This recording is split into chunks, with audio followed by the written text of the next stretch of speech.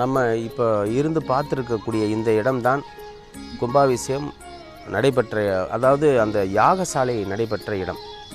6 கால ஹோமங்களுடன் மிகவும் பிரம்மாண்டமான முறையில் 27 குண்டங்களோடு சுவாமி அம்பாளுக்கு 6 கால யாகத்தோடு இந்த இடத்தில்தான் யாகங்கள் நடைபெற்றது.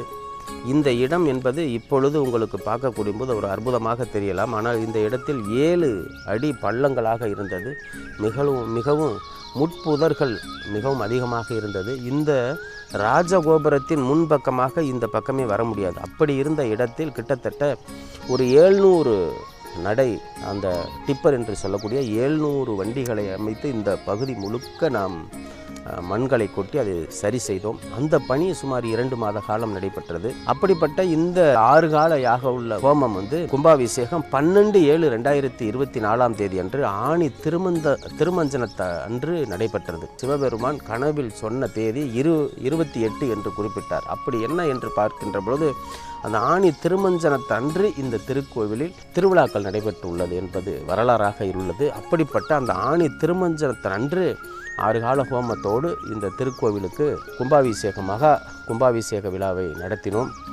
அதேபோல் இந்த பசுமையாக தெரியக்கூடிய இடம் எல்லாமே திருமுக்தீஸ்வரருடைய இடம். இந்த திருக்கோவிலுக்கு 247 ஏக்கர் நிலம் உண்டு.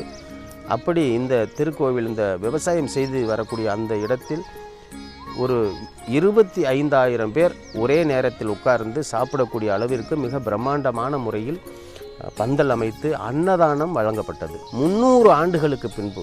ஏனென்றால் அந்த கலசத்தில் அந்த கலசத்தை பார்த்த தொல்லியல் துறையினர் கிட்டத்தட்ட நீண்ட ஆண்டுகளாக ஆகி இருக்கக்கூடிய ஒரு வாய்ப்பு இருக்கும். ஏனென்றால் சமீபத்தில் இந்த ஒரு 100 ஆண்டுக்குள் கும்பாபிஷேகம் நடந்திருந்தால் அந்த மேல் பகுதியில் விமானத்தில் இருந்த கலசம் மாற்றப்பட்டு இருக்கும் என்று அவர்கள் ஆதாரத்துடன் குறிப்பிட்டார்கள். அப்படிப்பட்ட அந்த கலசத்தை வைத்து அவர்கள் ஆராய்ச்சி செய்து பார்த்தபோது இந்த திருக்கோவில் சுமார் 300 ஆண்டுகளுக்கு பின் தான் மகா கும்பாபிஷேக விழா நடைபெற்றதாக ஒரு ஐதீகம் வரலாறு குறிப்பிடுகிறது.